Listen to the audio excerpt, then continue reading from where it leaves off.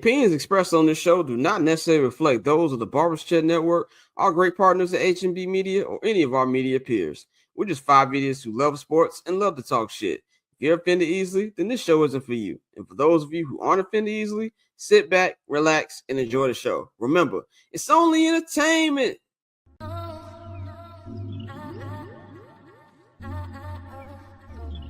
So cool.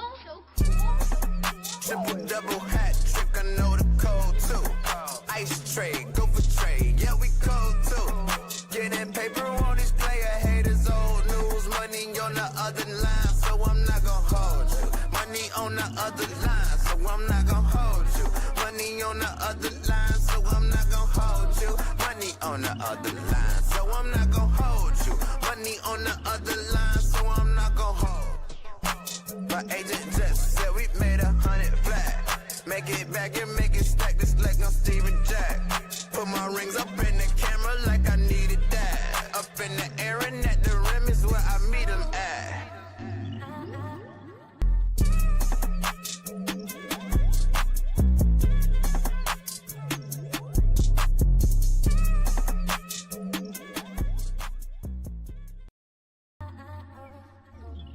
So cool. Triple double hat trick, I know the code too. Ice trade, go for trade, yeah we cold too.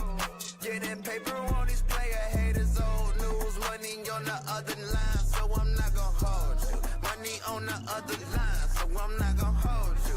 Money on the other line, so I'm not gonna hold you. Money on the other line, so I'm not gonna. What's going on, ladies and gentlemen? Welcome back to another edition of I'm Not Gonna Hold You. Of course, I'm your host, Scott Lewis.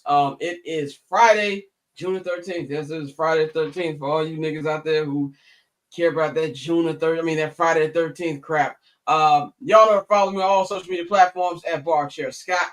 Follow the Barber's Chair at Barber's Chair Co. on all social media platforms. Follow our partners, H&B Media, at H&B Media TV on Twitter, and at H&B Media on Instagram. And while you're at it, follow the show's new Instagram, I'm Not Gonna Hold You, at INGHY Show. And while you're at there as well, subscribe to our Patreon, patreon.com/Barbers Chair Network. We've got a new episode of Summer Sessions up there, man. Check that out. We've got all of the 4 different tiers. We've got the I'm Not Gonna Hold You tier, the 79th and Hallis tier, and the Summer Sessions tier, which all 3 of those tiers are $5.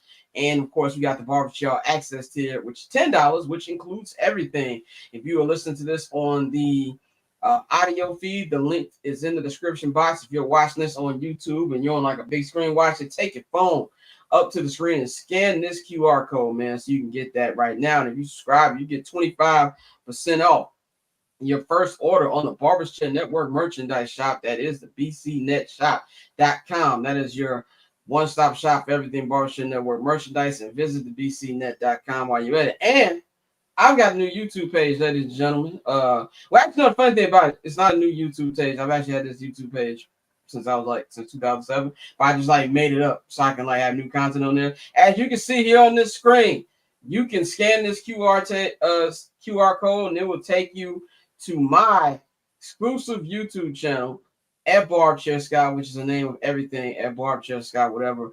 And I've got instant reactions to everything. I'm going to be reacting to everything. I've got 2 or 3 new shows I'm going to be starting on there. If you want exclusive vlogs, I'm going to be doing this football season. You can do that. I'm going to have this new show I'm debuting called The Scott Lewis Show. And no, I'm not kicking anybody out, contrary to what Bang thinks.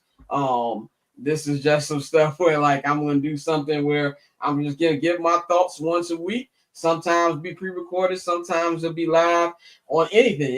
You talk sports, entertainment. Shit, I might talk a little politics on there. I don't know, nigga. Whatever's under the sun, I'm going to be talking under there.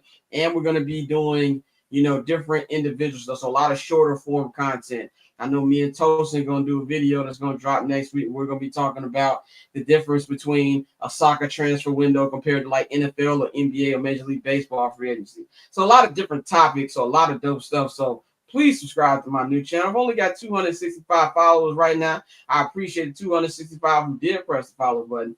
But I want to get those numbers up. Like Matthew McConaughey said in Wolf of Wall Street, those rookie numbers. Let's pump those things up. So it's going to be a lot of content dropping on there. Tonight I'm going to be doing a Game 4 reaction of the NBA Finals. As you can see, for the audio, I'm going to put the link in the description box as well.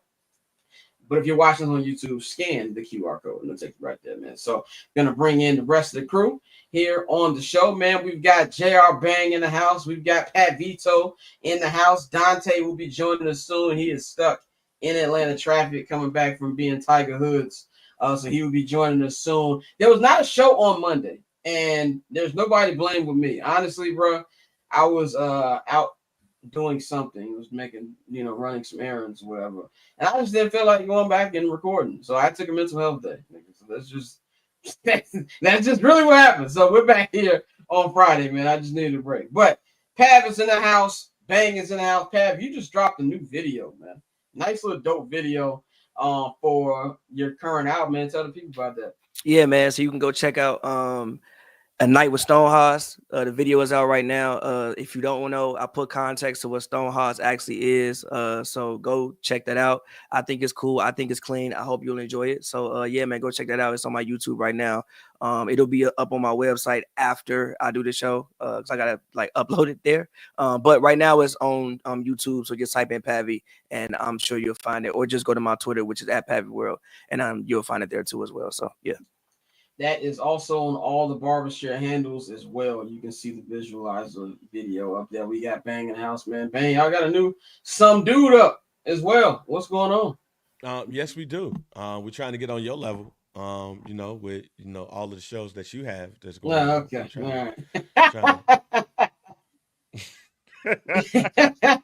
The JR Bang show coming soon. It's the JR Bang show. As long as I can do the theme, fam, I'm straight. Do like a Varnell Hill theme song? It's the Scott Lewis show. Yeah. Oh, it's the Scott Lewis show. Yeah, that's what it's the Scott Lou man, like Varnell Hill. But nah, man, new Some Dude up right now. Getting ready for a new episode of First Black Champ. Trying to get out of HR hell. You know what I'm saying? We out here. Trying to get out of HR here. I'm y'all, man. Like I said, Dante will be joining us in a minute, but let's get right into it, man. NBA Finals. We have got a series, folks. Game 4 kicking off in about 3 hours on all of the ESPN, ABC, Disney networks. As you can see right here, the Indiana Pacers have a 2-1 series lead in the NBA Finals. They are 2 wins away from winning their first NBA championship in franchise history because of this man that we see right here, man. He had an incredible game as they won 116-107 on Wednesday. I think it was. Yeah, it was so Benedict Mathurin put in 27 points off the bench to go along with Tyrese Halliburton's 22-9-11. By the way, gotta say, ESPN, stop trying to make the moment happen.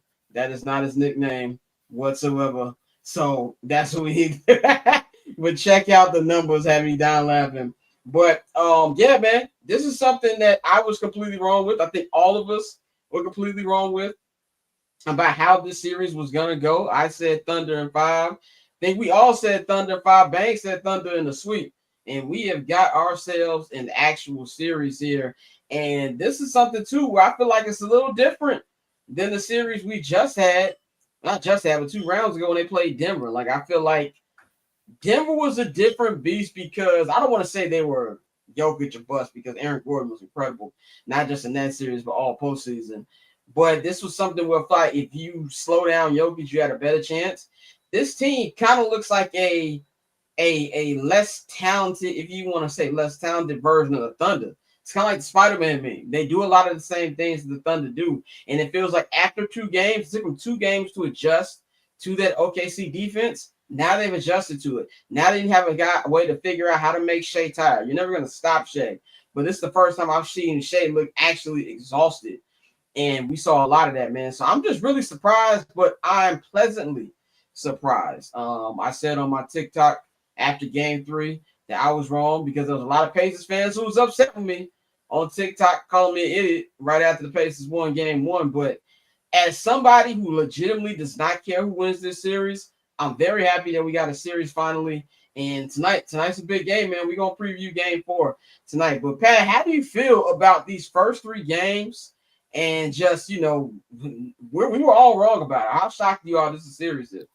Number one, I should have known something was up when, shout out my homie Waz. We were at the Spotify offices watching game 1. And we looked at the starting lineups. Now, Bang, if you want to talk about I'm doing this nigga just said I was at the Spotify offices. He was on the ringer this week. But I looked at we looked at the starting lineup and we was like, the Thunder changed the starting lineup. Why are you adjusting? Like, if you're the 68 win team, why are you adjusting to a different team before you even play a second of basketball? So we probably should have thought something was up, that the coach felt like he needed to make an adjustment before they even played a second of basketball in the NBA Finals. You feel like you need to adjust to the other team, which the team is supposed to be the underdog. In theory, the Pacers should be coming in and they should be doing things to, better match up with you, and not you doing things to better match up with them. So that was red flag number 1. And red flag number 2 is, like, this team, like, I don't know if I've ever seen anything like this Pacers team.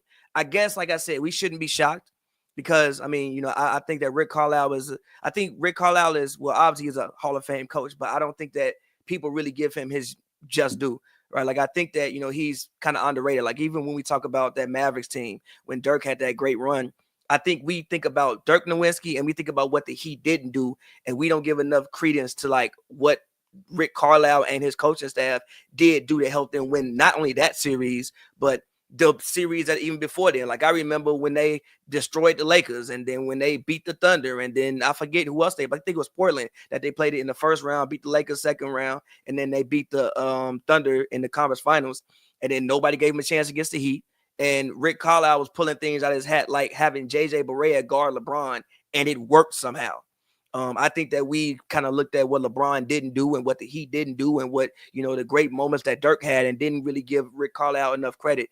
And I think he's been going under the radar. But when you look at what he's doing with just with this team, and, they're going 8-9 deep guys every single night. Like, they throwing Thomas Bryant hit big shots in game 1.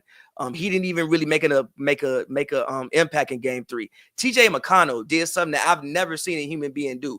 The man had 3 basically interceptions off an inbounds pass. I've never in the history of basketball seen one man get 3 steals in the nature that he got those 3 steals. 15, 5, and 5, and I think it was 15 minutes. Benedict Mathurin had 27 points in 20 minutes. Tyrese Halliburton did his thing. But, like, even with Halliburton, you look at game 1, right? Game 1, outside of that one shot that he hit, which was obviously the game winner and, like, a great shot, he didn't have a good game.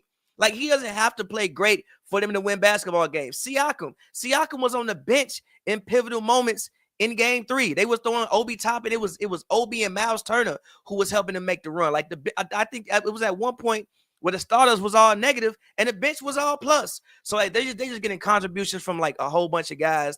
And I love what they did with Shea, right? I think the first 2 games, Shea kind of got what he wanted. I think in game 1, I feel like Shea should have been even a little bit more forcing the issue than what he even did. I feel like a lot of times, like, he let Jalen take too many shots. I like Jalen finally showed up in game 3 and he had a game, but game 1, he was a criminal. Game 1, Chet was a criminal as well. So I feel like Shea should have even been a little bit more, forcing the issue. Game 2, he did his thing. Game 3, Nembhard did probably the best job I've seen anybody do on him. Then you got Nesmith, then they just threw mad bodies at him. And you could tell in the 4th quarter, it looked like he was just tired, bro. Like, the Pacers, I ain't see nobody with their hands on their shorts the whole 4th quarter. Shea looked like he's about to have a heat stroke out there in the 4th quarter. So, look, man, I think the Thunder, so I think the Thunder got their work cut out for him. I think Mark Daigneault has his work cut out for him. And I also think that Mark Daigneault could manage to shorten the rotations. I don't want to see no more Kendrick Williams minutes. CJ Williams, I'd never seen that man play basketball before, and he played like 10 to 5 minutes in game 1 of the NBA Finals. Listen, And I was somebody who thought that OKC could go 10 deep. I was mistaken. I think OKC, brother, it might be time for a 7-8 man rotation. I don't know if you can go 10 deep. It might be time for a 7-8 man rotation, because what you see is what we remember with OKC is at least the Pacers guys, you got veterans. Maybe they haven't been in this position before, but you got veterans. OKC bench, they ain't even got to their second contract yet, most of them. So like you like Jalen Williams, who was a all NBA guy, Shay's all NBA guy, what they gonna do? But some of the other guys, I don't know. So I definitely think that they got their work cut out for them. So we'll see how Game 4 goes. Yeah, and also too, I'm glad you brought the Mavericks run, because I forgot they played the Blazers. They played the Blazers and beat the Blazers in 6 games. Beat the 2-time defending Lakers in a sweep. Beat the fuck out of them. I don't think they beat the shit out of them. If you didn't watch that series, they beat, bro. They had people saying Kobe was washed. Yeah, wasn't that the Ramon Sessions year? Yes. That's when Bynum knocked JJ Barea out the air. When he clotheslined the nigga. That's when he clotheslined that nigga. Clotheslined him out the air in Game 4. They fucking sent Phil Jackson into the sunset. Like, you would have to go back and watch that series to know what the Mavericks did to that Lakers. But that was the Ramon Sessions year, right? Yeah. Okay, that was the Ramon Sessions. And then they played the Young Thunder, who were a year away from making the finals. And then they were down 2-1 in the finals. That to me is the best run in the modern era for an NBA team. To win a championship. And by the way, that boy's year is Dante. Dante is back after beating Atlanta Traffic to join us here today. How many rounds of golf did you do today? Just one. I just played 18. It's hot as hell outside, so it ain't 2-a-day weather. For those of us who know nothing about golf, what is 18? 18 holes. 18 holes? Yeah, I played the front 9 and the back 9. Round of golf is 18 holes. Okay, excuse me. Like, I'm just instantly supposed to know that. My bad. That was extreme disgust. No, I played a round of golf. A round. Okay, that's all I wanted to know. But anyway, Dante, what's your thought on this? Said Dante was driving like OJ in '94. Boy, if you ain't never been to the A, like Scott, you been here. I think all y'all been here, so y'all know what the traffic like. Traffic in America. God bless. It is the worst. Dante, last time I was out there, and I was supposed to meet you. Not downtown. What's the area called? We went to the bar. Like, we went to that bar. Yeah. What's the name of that area? No, not Atlantic Station. No. Well, it was by Atlantic Station. He was in Midtown. Midtown. Boy, it took me like an hour to get to Midtown, and I wasn't that far, bro. Like, but anyway, bro, you know it's bad when 2 niggas from LA are telling you how bad the traffic is. Yeah. Like it, and y'all spent extensive years in LA, so it's like LA traffic to me is nice compared to. See, I was around the corner from him, so all I had to do is just walk. Yeah. Not only is the Atlanta traffic bad, everybody who drive are assholes. Like, that's what I think what also makes it worse. Like, pretty bad. That's what makes it the worst for me. But NBA Finals, Dante, what's your talk? Your takes on the first 3 games? Are you surprised we got us a series? And are you surprised at how mortal the Pacers made the Thunder look in Game 3? Nah, bro. I think it's this is why I picked Pacers in 7 when you asked me last time I was on the show. I think it's more so of a thing where the Pacers have been flying under the radar since January, and they've been one of the best teams in basketball since January. Like, they just have. And so with everything Pavy just said and everything you all said about Rick Carlisle, that's nail on the head type shit right there, because it's to the point where it's like, to me, and I said this last episode, I think he probably is the most underrated of the great coaches in our generation that we've seen. Like, I know we always give Spo his flowers. We talk about Pop, Phil, obviously, even though Phil is more so the previous era. But in this era, I think there aren't too many guys that are better than Rick Carlisle's at X's and O's. And he's put his team in a position to win every day. And we've talked about that never say die attitude that the Pacers have had. And for the Thunder, they haven't been able to just run over them. Like, I remember the last series, the Thunder were winning games 20 points, 40 points, 30 points.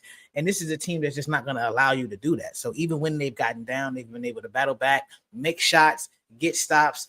TJ McConnell, I don't know when he's always been good in the mid-range, but I don't know when he turned into fucking Kawhi. But it seems like every mid-range shot he puts up goes in. And like, they're getting buckets at every level. And it's to the point where for OKC, you know, like I said, that the series against Denver, that was a tough test, but you've really been able to have your way throughout the playoffs. And now you're coming into a team that's really like making you work for everything. And I talked about it last episode, how, you know, they started moving up on the pick and roll and trying to crash SGA, trying to get the balls out of his hands.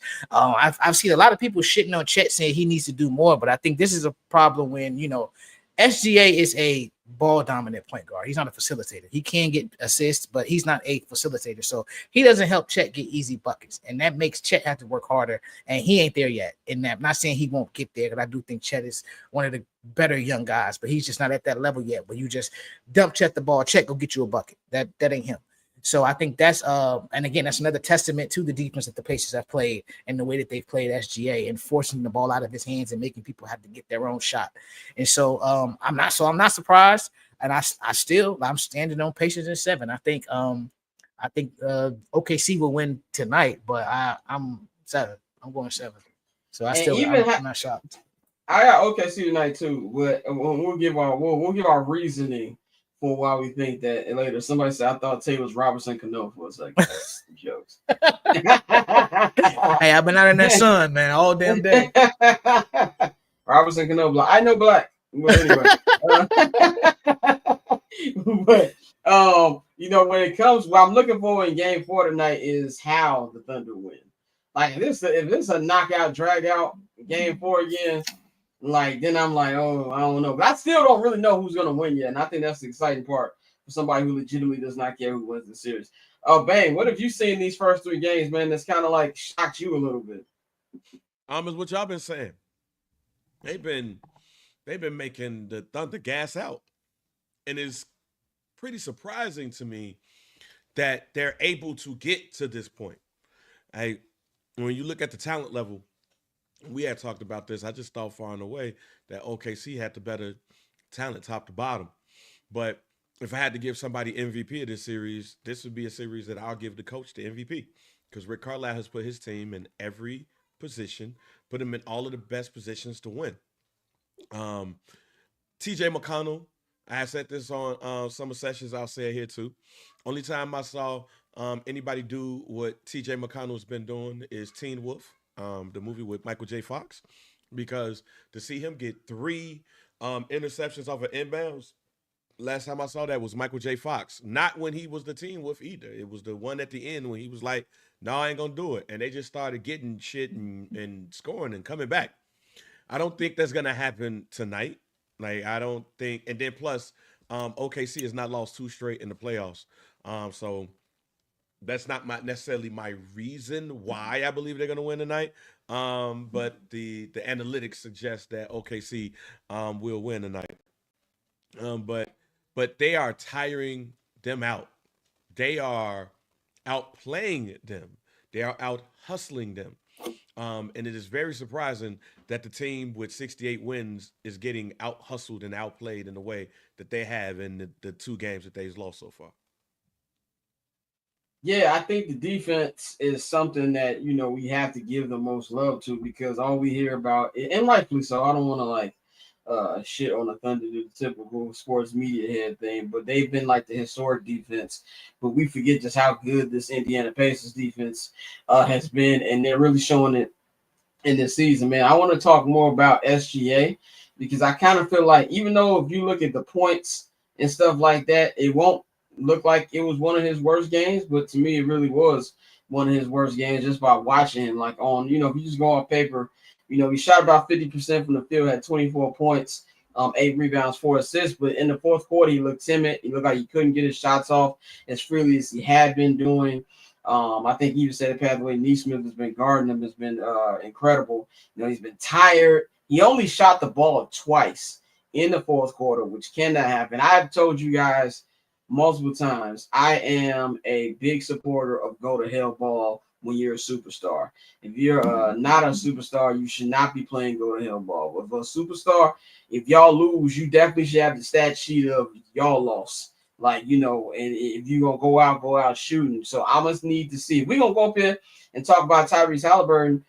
Shay, you the MVP, brother. I need to see that as well, too. So I do think he's going to come out finish way more aggressive than he's been. But yeah, you can't win a game, especially on the road in NBA Finals, when your MVP shot the ball twice. That just can't happen. So But my question to you, Pav, is do you think this is an actual blueprint for the Pacers to be able to continue to do this with Shea for the rest of the series? Or do you think it's just a matter of time before he breaks out?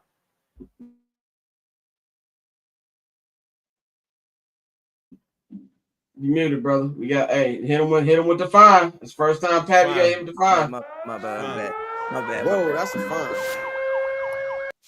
Issue for Shea though. I think the main issue for the Thunder and for Shea, I think if anything was an issue for Shea, it was his turnovers. He had 6 turnovers. You don't usually see Shea with he never had 6 turnovers. Yeah, you usually see the Thunder with fucking 22, 23 turnovers. If you turn the ball over 23 times, number one, they get more shots than you. Number two, you're going up against a set defense every single time. And what I've noticed about the Thunder is, one thing about Shea, he's not a 3-point shooter. He can't shoot. He shoot like 30% from 3. He's a guard who realistically can't shoot the basketball.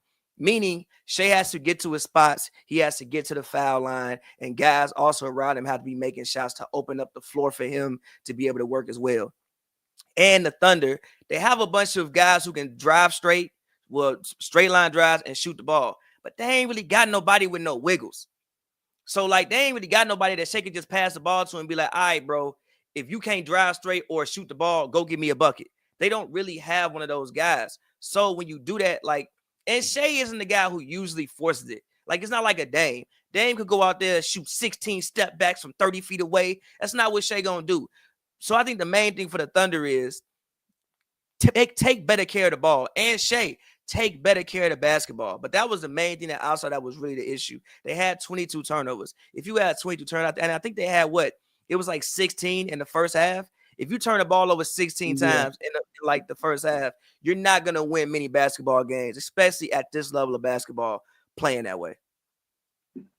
Yeah, I agree with that as well. The turnovers is something. And one thing that you've been seeing with the Pacers too, and we saw this in the Knicks series as well, with the turnovers, they've been scoring a lot of points off these turnovers. Like, I think it was like game 6 against the Knicks where the Knicks had just as many, made the Pacers have just as many turnovers as they did, but they didn't have as many points. I think they had like 6 or 8 points off those turnovers. So that's where they really, really kill you at as well. And and Dante, I know you said that, Chet isn't that kind of guy, but I need Chet to do more. Like, Chet, I think can't do more. Hold on, look, let me just say, Chet, hold on, let me just say, Chet had a great 3 quarters, 2.5. It really wasn't great, bro. It was productive. It was good enough. But then you got Miles Turner out here D'ing him up like he's one of the Davis brothers. That can't happen. All Chet can do right now is drive straight and shoot a 3.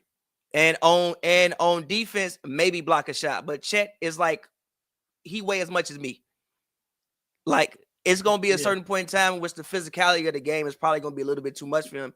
And that's what you saw with Miles Turner. Like, I know that Chet scored more points than Miles Turner, but down the stretch of that game, you could granted, I know Miles didn't go out there for 20 points, but Miles in the second half played better than Chet Holmgren. Just the physicality of the game. I think that was Miles' best quarter, maybe all playoffs. Like, he was dominant. I think Miles Turner, and this is gonna sound crazy, he's probably been one of the most pointless centers in the playoffs this year. Like, and I feel like he was dominant.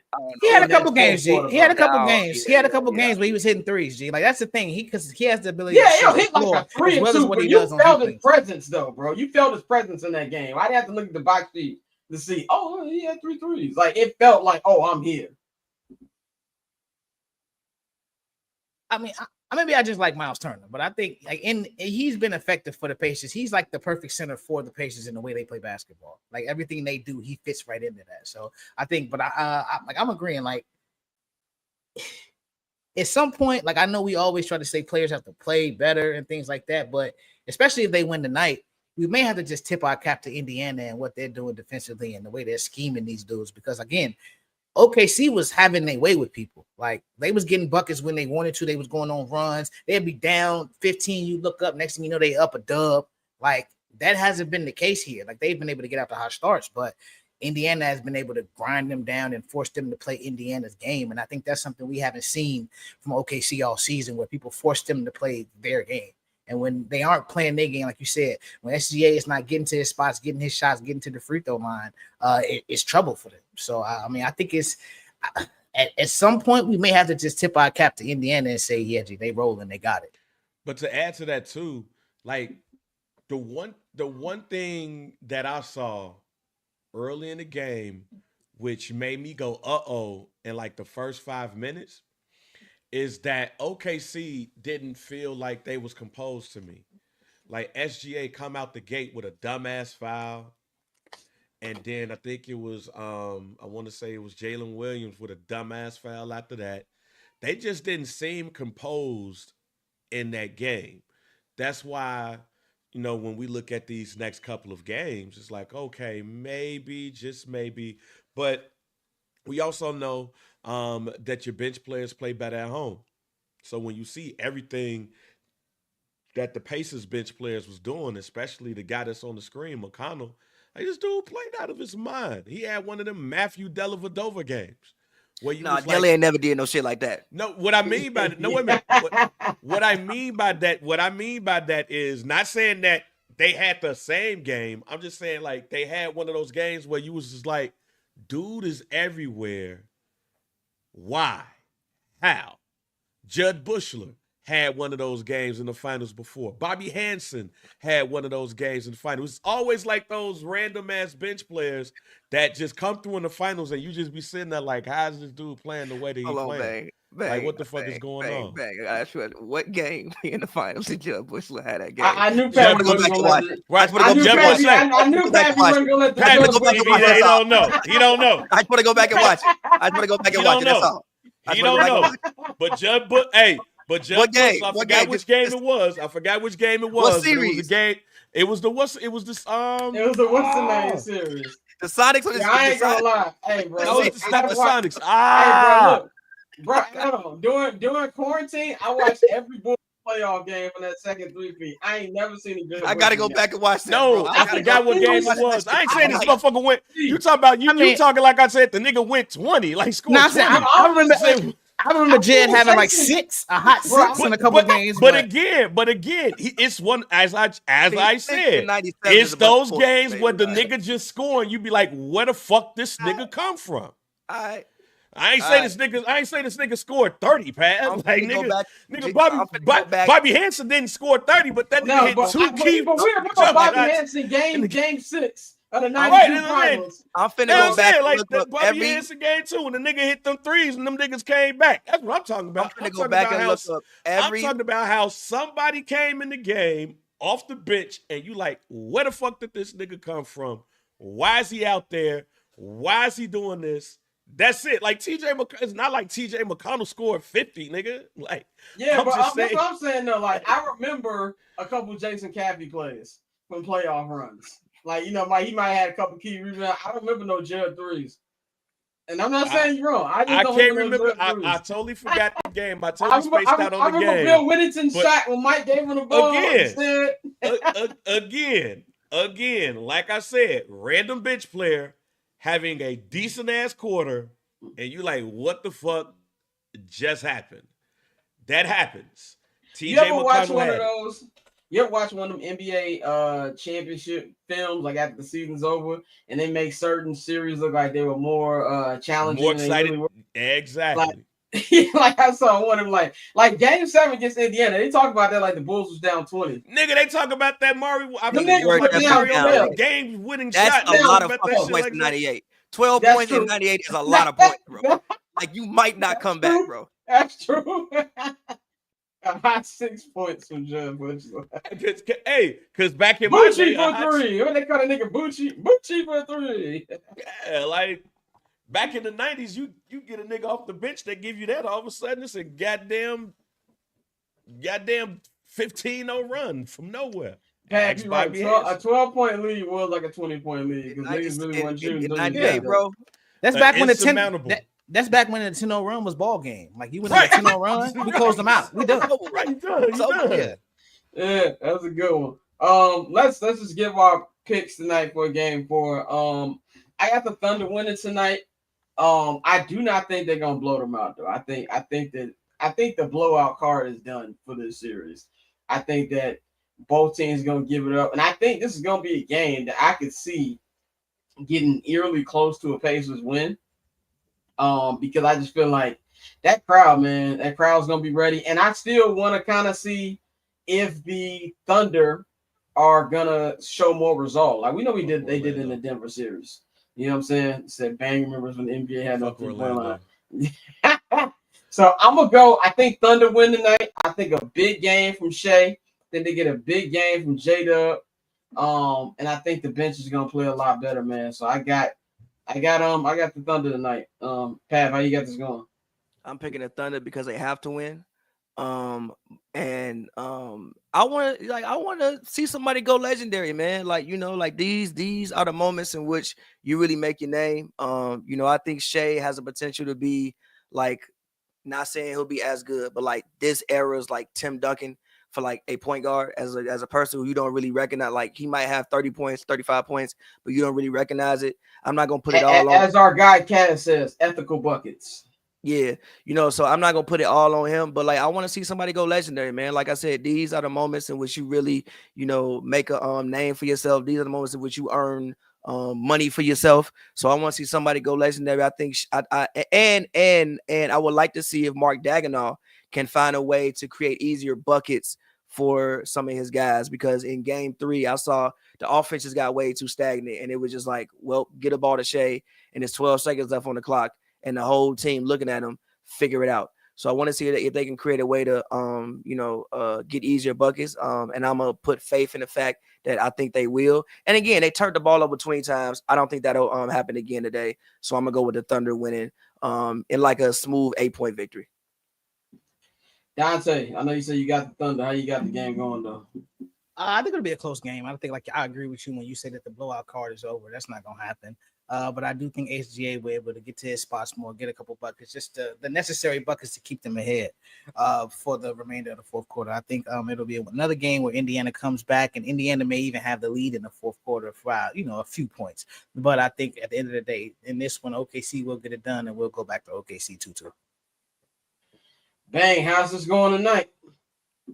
I've been wrong this whole series, so I'm going to go with the Pacers tonight. That crowd has been phenomenal. What the others have been doing with this series, even in all these games, even though they didn't win game 2, what the others been doing has been on point. And it just seems like OKC is running out of gas. I need to see another gear before I pick the Thunder in another game. Dead serious. It just seems like the Pacers have their number. It seems like they found that other gear, and it seems like that OKC is shell shocked right now. They seem like, to me, for lack of a better person to think about, they're like Mike Tyson getting hit by Buster Douglas and being like, damn, this motherfucker got hands. That's how OKC looks. So as much as I want OKC to win, like now I'm invested in them winning because I said that they was going to win in the sweep or 5. Until they show me they got another gear, I'm picking the Pacers.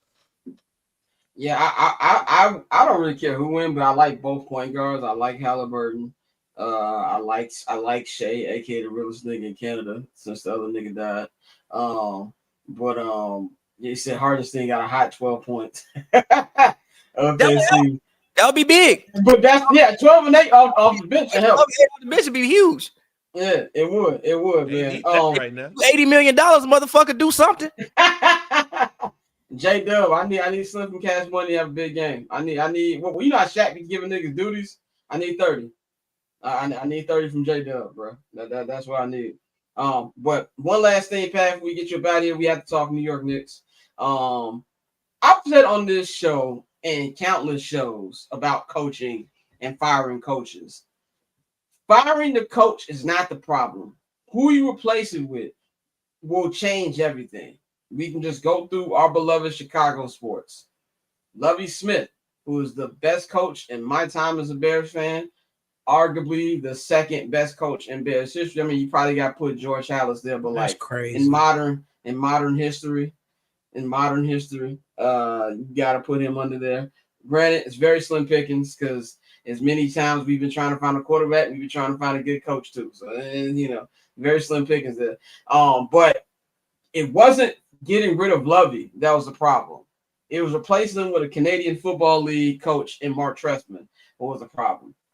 With the White Sox, replacing Ozzie Guillen, the guy who gave you your only championship where black people could vote. It was not replacing him. Replacing him was not the issue. Replacing him with Robin Ventura was the issue. I don't even know who the Blackhawks hired after Coach Quinville, but I know that nigga was ass. So whoever they fired Coach Quinville for, that was the issue. That's the problem that the Knicks are running into right now. In fact, the Bulls did it with Tibbs too. Getting rid of Tibbs wasn't the issue. It was replacing him with Fred Hoiberg was the issue. And it feels like the Knicks didn't have a plan whatsoever. Now, maybe they'll circle the block and they'll actually be able to get some interviews once the NBA season is actually over, because we've been hearing that they hell bent on getting Jason Kidd.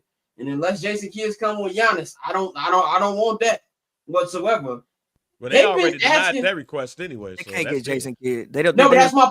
They can't. But hold on, that's my point though. What I'm saying, like they're getting denied everywhere. They asked for Billy Donovan twice and got denied twice. So it's like they don't have a plan here. So for Knicks fans, shout out our guy Sid, co-host of High and Outside. Sid said that he's still confident because the Knicks and things. I'm like, nigga, do you know who owns your team? Like, do you know who James Dolan is? He don't really run anymore. No, he does. He does. Like, this is a James Dolan firing right here. So I don't know where they're going right now, but really just felt like they're like, oh, okay, Tibbs the issue. Let's just fire him and then we'll figure it out. Pat, what do you think has been with their game plan, and how do you think this is gonna play out? I mean, I think the Knicks are trolling, number one. Like, I think they know that they can't get Jason Kidd and they can't get Billy Donovan. I think it just looks cool to say that we're going after these guys. I don't even see why Jason Kidd would want to leave. I really don't even see why Billy Donovan would want to leave. Mike Malone, I think Mike Malone sounds like a good hire because he's from New York. He's a tough, hard-nosed guy, but you just got rid of that guy in Tibbs. So, like, if we just got rid of the tough, hard-nosed guy, do we want to bring in another one? Jeff Van Gundy, that sounds cool, but that's an old-school coach, another one of those tough, hard-nosed guys. I'm not going to lie to you. Your starting point guard, daddy, is a assistant on the team. I'm just saying. That's gonna look crazy. I ain't gonna lie. It looked crazy in the first place. The man was coaching over there already. He didn't even take a meeting with the Mavericks. He was like, "Yeah, I'm just signing with the Mavericks before FA even starts." Your starting point guard coach, and if I could, let's go full shameless. Stop me if I'm wrong. But didn't Rick Brunson was the one who was complaining about certain things about Jalen Brunson? Was he? Yeah, I think that was a rumor. I'm looking at his coaching resume for a while. He was a Nuggets assistant coach, a Hartford assistant. He was the Bulls assistant during the D Rose era, Bobcats assistant, Timberwolves assistant. He was a high school coach before this. But yeah, Knicks. I mean, look, the man daddy's sitting over there on the bench. So I wouldn't be shocked. Nothing the Knicks would do would shock me, man. So, Pat, we're gonna get you out of here. We got to pivot to other topics, man. Let them know where they can get in tune with you and tell them where to check out your new video. Yeah, as always, man, y'all can find me at Pavy World. That's Pavy World, all one word. Everywhere on the internet. Go check out pavers.com and my new video, A Night at Stonehouse. I break down what Stonehouse is because I think people just thought I was naming it something. Well, you can see what Stonehouse is, but you can find it on my YouTube channel, on the Barbershare page, the Twitter page, the Barbershare IG, or on my IG page, which is at Pavy World. So, yeah, as always, man, it was fun. Yes, sir, brother. We will holler at you next time. My man. All right, I know I didn't text Courtney. I forgot to text Courtney. But real quick, Scott, I just want to say this. I was not going to let you not say this. I will fight niggas on the Lovey Smith thing. Because no, don't tell me you one of them. No. The main reason why we faltered was not just because of Mark Trestman. Them niggas didn't groom or grow not a motherfucking player on that team to replace none of them old niggas that was dying. And can we take it a step further? Mark Trestman had a top 5 offense in the NFL. Fuck Mel Tucker. That was the issue. He was horrible, nigga. Hold on. He was horrible. Not only he was Dante, and the future has shown us. Them niggas did not groom not a player to replace anybody on that team. We watched Lance Briggs die out there. He was out there running in quicksand, nigga. Like, and they didn't do shit about it. No, look. Yes, he did his job the first year, but then that second year was, oh my god, Because they ain't replaced them niggas. They ain't Bro, replaced defense- them. Think about it. In our 36 years of life, Scott, when have we had a bad defense? When Mel Tucker was there, nigga. We've always been at least top 12. Like our whole life. At the worst. Our whole life. It was Mel and Tucker, that was the bro. one time where that offense was lighting putting that up bitch points. up. That offense was putting points up. Man. I think the 4th and 8 game, which everybody talk about double joint. No, nigga. 4th and 8. No, 4th and 8 is way worse. Way worse. I feel way worse. I almost threw up, nigga. Are you crazy? I sat in my room for an hour. You ain't got to talk about my game. You almost Bang almost lost his father. Like, this is crazy. like what? I couldn't. I threatened Chris Conte on the internet. Yes, you did. Like he screenshotted it. He screenshotted it. Me on Instagram. Right. He screenshotted. Put that shit on Instagram. Yeah, like that's everybody talking double joint. No, nigga, it wasn't a double joint. I don't even care about Cody Parkey. I blame that defense getting driven up 98 yards. And Matt Nagy realized, oh, I got Allen Robinson in the third quarter. So that's just even better. So I'll give Trestman that yeah, you did your job offensively the first year. That 4th game, what cut he had like 4 TDs? I think he threw like 2 to beat Marsh. Alshon had 1, Forte had 1, and they couldn't stop a nosebleed, man. But yeah, sorry. Niggas did not replace. Our PTSD got flared up. You're good. Can I just say it's so lovely to see you all. I'm so happy. It's nice to see you too. It's glad that everybody back here. Courtney was the only one who asked me was there anything wrong with me when I said we're not doing a show on Monday. Yeah, I was like, damn. Nobody else hit me up. Good? Like, are you good? I'm an empath. I care about you. Okay? As I told y'all, I'm canceling the show. I was pulling into the Cane's drive-thru like I'm going home to watch Netflix. You know what? Men's mental health matters. Okay, sometimes you just need a personal day. Exactly. Real quick, G. Speaking of Netflix, that Astroworld documentary was sad as fuck. The what? Oh, I gotta check it out. I gotta check it out. I gotta watch it. I ain't even like. It was about the incident that happened. Yeah. It's about the incident. Yeah, people died. It should be sad. But no, when you see it, it like it's sad. Like it's sad as hell. But it was a good documentary. Good to know. Shouts out to John. If you want some good old American propaganda, go watch American Manhunt of Osama bin Laden. Can I tell y'all had me rolling, absolutely rolling, reading your thread about. I didn't realize that I was friends with such tremendous American patriots. Proud to be an American. At least I know I'm free. I'm about to say, nigga, I'm also stand up. I'm also saying the Pledge of Allegiance when he brought up that documentary. When did you learn all the words to God That Bless song the is USA funny. That song is one of the funniest songs. White people go nuts for that motherfucking song. When that white man, Greenwood, that is true. When that white man got choked up about getting Bin Laden, nigga, I stood up. I was like, land of the free. They had you on the edge of your seat like it was Game 7. He said it's a fake door. No, that's good. That means he's in there. We're going. That means he's in there. God bless the USA. My favorite scene was, I think it was one of the guys who was in the compound. He was like, look, he said, and so as they entered Bin Laden's compound, there was nothing for the president to do. He went upstairs and played spades. I was like, this is the blackest president of all time. You about to capture the biggest terrorist in the history of this country, and you upstairs talk about, yo, I got some books. Blackest president ever, bro. So if you want good old America propaganda, that's a good documentary you need to watch right there. Like, I treat 9/11 docs like I treat East Coast versus West Coast documentaries. I'm watching that good. You gotta think that's probably you can't believe it happened. That's probably why. That's easily probably the first or second most traumatic thing we've seen in our lifetimes. 100%, bro. So like, yeah, I can tell you how that entire day went. Yeah. Like, I went back that entire day went, bro. I went back to the crib. You know, in Chicago, we got the crawl space under the house where you keep all your old shit. Like, I went back there and I grabbed like some of the old like newspapers and stuff that I was picking up back then, bro. Like, that shit was insane.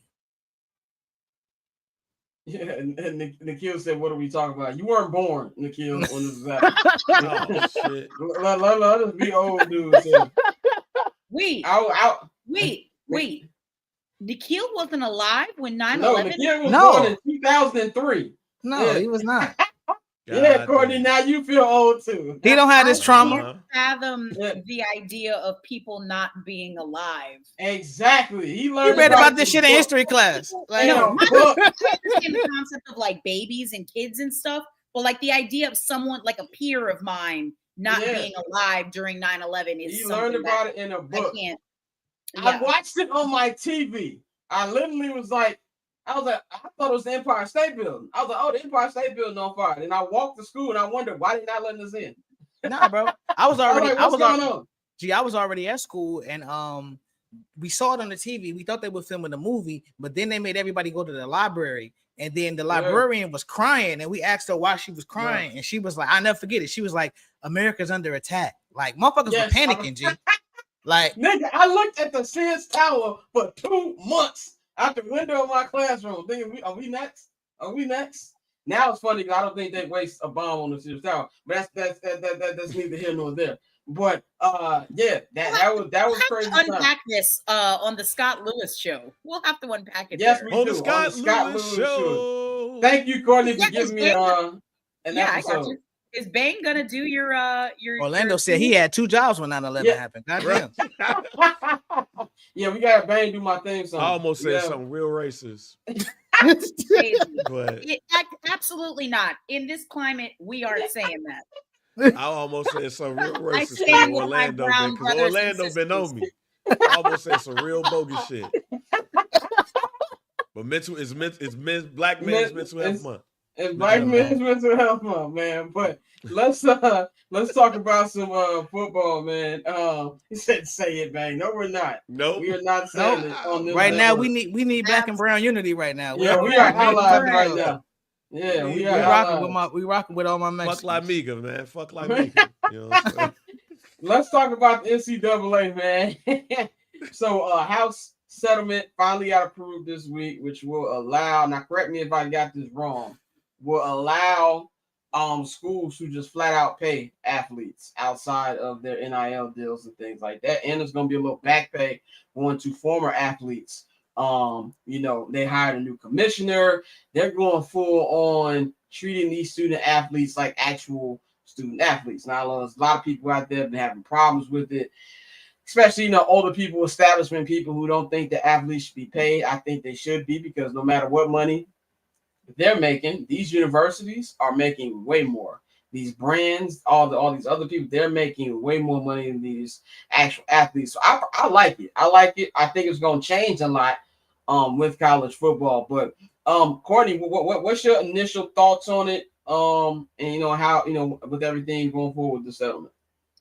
Well, one thing that I do want to note is that schools have a choice. They don't necessarily have to do revenue sharing with their student athletes, but a lot of teams in schools, I should say, are agreeing to do it. I think it's great. I'm glad that athletes are finally, and even like the backdated, I think it's like $2.8 billion or something for athletes that I think was it back to like 2015 or 2016 are going to get their money. I think it's fantastic and it's long overdue. If anything, my only concern is that I feel like we might end up again in another situation with sketchy payments and things happening. I think it also eliminated like scholarships, so like the scholarship requirements and scholarship limits. I'm just, again, this is all a very new system, very thrilled for the athletes. I just worry again about the impact of what I feel like shit's going to get sketchy again. I'm not going to hold you. I feel like it's going to get sketchy again. Yeah, I mean, anything going to be changing hands in a very weird way. Anything with money and white people is always sketchy. So I definitely understand that. Dante, what's your thoughts on this? I'm fine with the athletes getting paid and having the salary cap, and we've talked about it for years. It's been floated for years, and people in the SEC still have talked about how they want to secede from the NCAA as a whole and just be their own entity and pay their players. I don't have a problem with that. The back pay, why? Why? Like you missed out, bro. Like I don't. You said niggas missed the cut. You missed the cut, bro. It is what it is. Like the buck, Dante. that- They were already getting paid. It just yeah, wasn't right. legal. You been getting paid under the table. So like, if that's the case, let's go back and give Reggie Bush his money that USC made when he was fucking selling everything. So I mean, I think the whole back pay thing is kind of funny also because I'm black. You know, everybody tells us we can't get reparations, but motherfuckers find a way to pay people all types of shit. So that's probably why it kind of triggered something for me. But outside of the back pay, I'm perfectly fine with players getting paid. I mean, they are professional athletes. We can call the spade a spade. I mean, I know I live down here in SEC country. I don't know. I can't tell you how many times I've seen the coach say school first, football second. And they do it just like that. They'll say school first, football second. So they know what it really is. Like you're here, you're a athlete, and you make this school a lot of fucking money. So that's what they focus on. So them getting paid, I don't have a problem with that. I do think for competition's sake, and I've said this since before NIL was a thing, the money should be put up in the trust and you get it when you leave school. The fact we're giving people millions of dollars a year, I don't like people sitting out because they want more money. I don't like people, automatically hopping into the transfer portal and shit like that. I think that's weak. I think also when you treat them like athletes, if I sign you for 3 years, there is no transfer portal. Like you're going to sit your ass here for 3 years and play football at my school. So I think that may help with some of that. But I'm fine with them getting paid, man. Just keep the competition there outside of like. Because now I think about it where guys who know they aren't going to the NFL, they may go a little harder just to get some NIL money to set themselves up for the future. But I mean, I still want you still need people to be hungry and want to take that next step and realize like this is short-term money. And yeah, it may be a couple M's, but I can go to the NFL and make more and keep that drive going. Because I think more than anything, money really kills. Money has killed a lot of the competitive spirit out here. Let's just be honest. Let's just be real. A lot of people get paid, they get content, they cool with it. Unless you really got that drive to go be great, you don't give a fuck. And I'm okay with that. I understand it from a monetary standpoint. But as a fan of the game and a fan of sports and college sports, I would like to see them get paid. But throw that money to the side. You get it when you leave. But right now, I need you to stay here and perform and do what you came to school to do. I actually 100% agree with that. I do believe there needs to be some stuff added to that because I do not like the transfer thing you was talking about and teams saying, oh, I'm not sitting out this ball game. Like I definitely think there needs to be some type of balance when it comes to that. Bang, close us out on this topic. I agree with Dante and you. I believe that it should be set up in the trust. And players get it after they leave. I think that the way that this Wild Wild West thing is set up and players are just leaving and going to other schools and leaving and going to other schools, I also think contracts need to be in play too. There needs to be at least a 2-year contract laid down to players to ensure that they will honor the commitment or some type of commitment. I think this will blow up though. I don't think this is going to end well. In fact, I think we'll probably see. I mean, I know we've been hearing about the SEC thinking about succeeding for the NCAA. I think at some point there's just going to be an ABA, NBA type of situation, a USFL, NFL type of situation where you're going to see a lot of splits happening. There's not going to be one national champion and all of those things. And eventually it's going to grow into something a lot bigger and eventually get back together. But yeah, I could see a world with the SEC say, fuck it. The Big Ten say, fuck it. The ACC look at the Big 12 and say, let's fuck it together. Wait, Bang. What's up? Bang. So you think the SEC will secede? You see what I did there? I can get with a good dad joke. I have a question for y'all though. I mean, I appreciate the idea of like obviously wanting to hold these athletes accountable, right? You make a commitment, you should honor that commitment. Are we going to hold coaches to this same standard? It'll never be that fair. Unfortunately, because coaches do it everywhere. It'll never be fair. I mean, life ain't fair. In that situation, sure. It'll never be fair enough. But again, I feel like if we're going to hold these young men, I'm with you though. I agree with you. Yeah. I feel like we have to hold coaches accountable. like, even if we put this money in a trust, right? Like, these dudes still have living expenses. They can't work regular jobs. You know, they're being an athlete and being a student. Those are your jobs. So how do you, again, you're not wrong. You guys are absolutely spot on. But see, that's why I think that's I'll go Dante first because I got something to that. Because when I say that, like, I think about what I heard CJ Stroud when he talked about it. He was like, he said, I told them, give me 100,000 out of my money just for living expenses and just put the rest up, and I'll take it when I leave and go to the league. So things like that, I agree. I'm not saying that players need to go back to, you know, back in the day, you eat noodles, I can't buy you a meal and shit like that. No, absolutely not. You make too much money for that. But I just think that aspect of it is something that you can try to control just to mitigate the amount of foolishness that can happen when somebody really young gets a lot of money. And as for the coach comment, I agree. And I think that, like, when I talk about putting limits, parameters on the portal, if I commit to a school because of a certain guy and that guy leaves, then I should be given the opportunity to go wherever I want to go. So I think a lot of times, and I think this is how I feel about our regular government, everything we do. A lot of people they just lack creativity. Like, it's a lot of shit we could do that people just don't do for whatever reason. But I think for something like that, it could be a situation where, I signed to this school for a minimum of 2 years because of this coach. But if this coach, before I even step on campus, says, fuck y'all, I'm leaving to take more money, then no, I can enter the portal. So things like that, just reasonable limitations. I think that's something that we could do. And I think that's the type of stuff that's added in contracts. That's why I think contracts are important. Like, you can put things like making sure room and board is set up and all of that stuff. Look, there's regular companies that will put people up in room and board. Like, I think that's something that could be placed in the contract to make sure that your players are straight.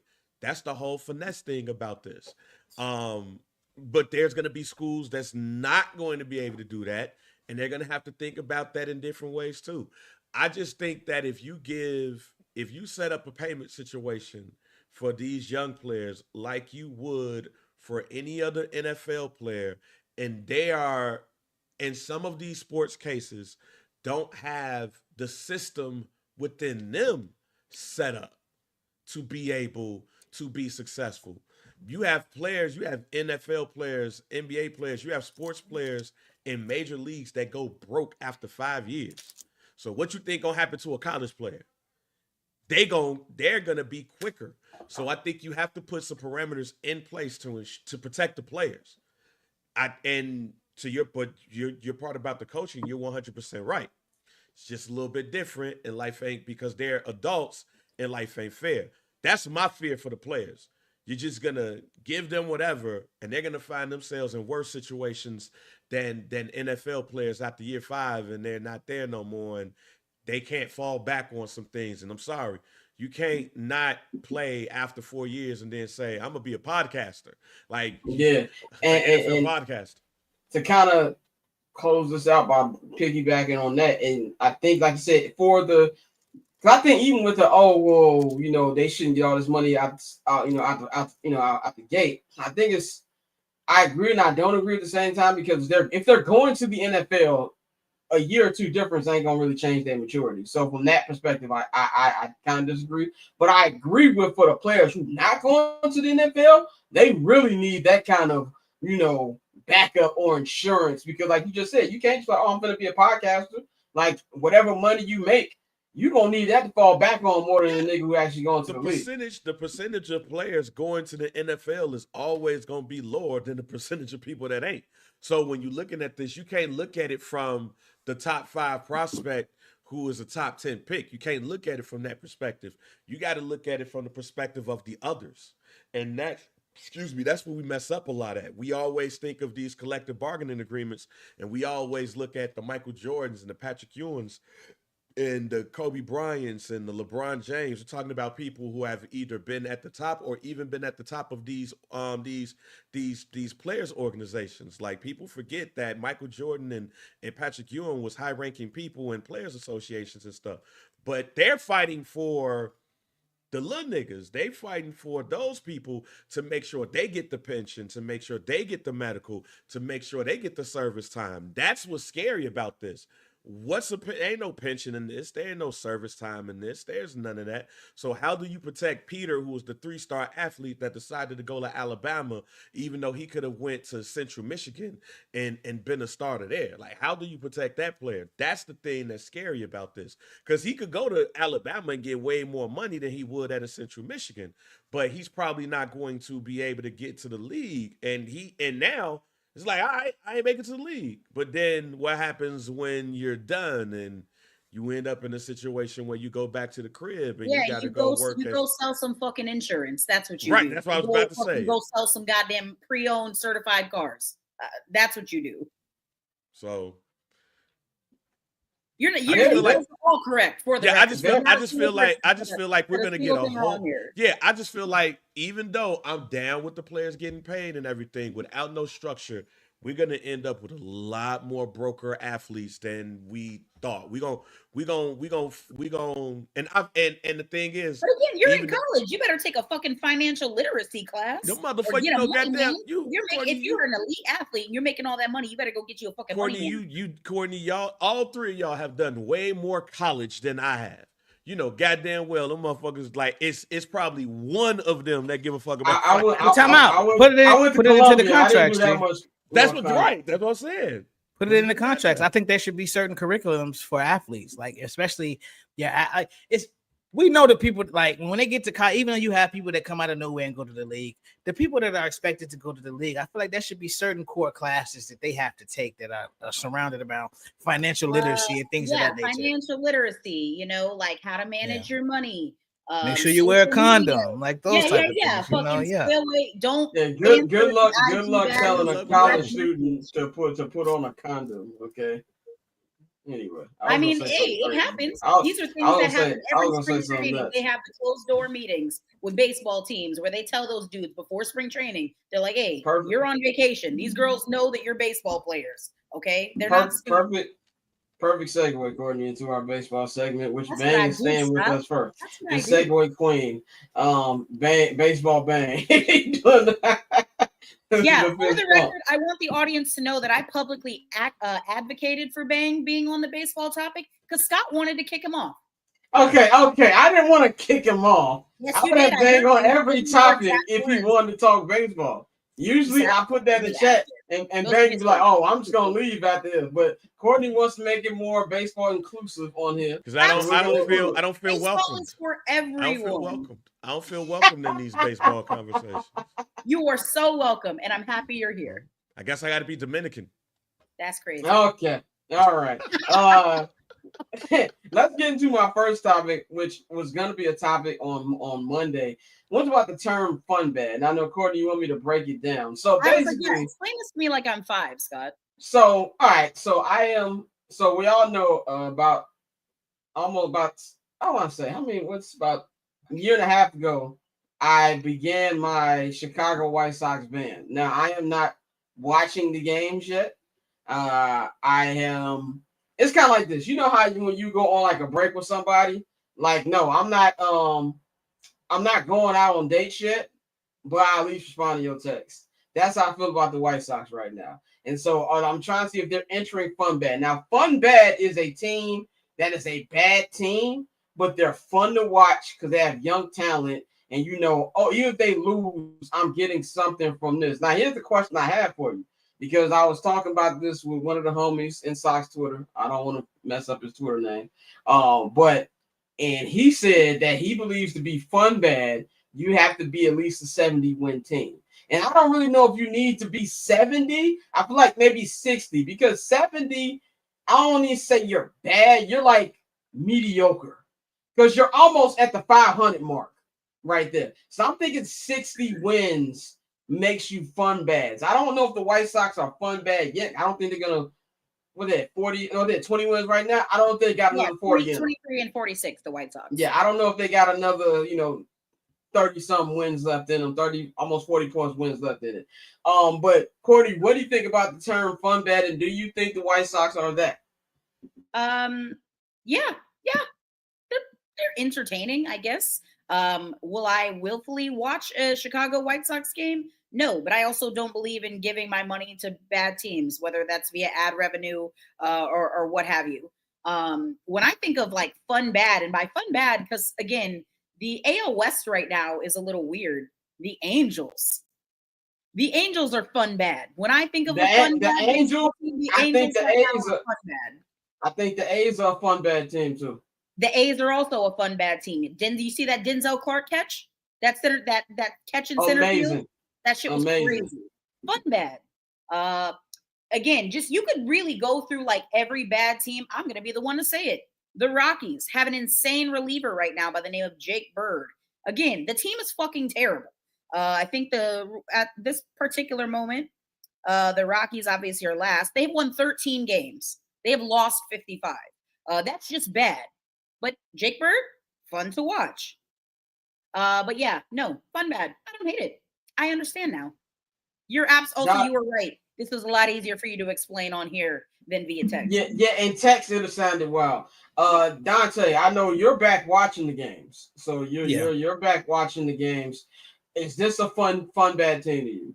They are a fun bad team, and I think they may win like 62 games, 63 games. So I think for me, that fun level falls into the 60 to 70 win territory. Because I agree, especially when you add the extra wild card, the closer you get to 500, you damn near a playoff team. So 70 plus wins, that's a team that's close to making the playoffs. A team that's won 61, 63 games. It's like, and like especially a team like the White Sox, who they've been up and then they blow games and shit like that. Because bad teams, one thing they will do is they will find a way to lose a game.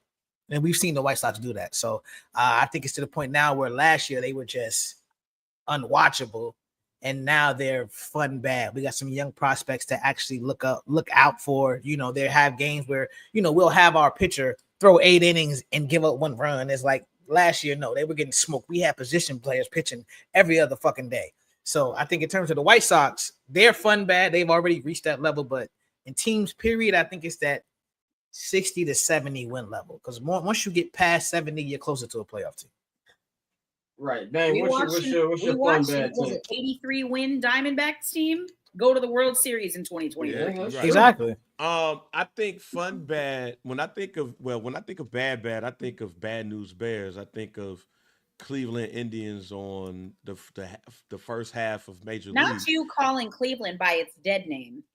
Yeah, that the Cleveland. I mean, it's Major League. It's the Cleveland Indians. It ain't the Cleveland I'm just Guardians. making it. You didn't watch the High and Outside podcast. Damn it, Bang. Bang, not supporting the content.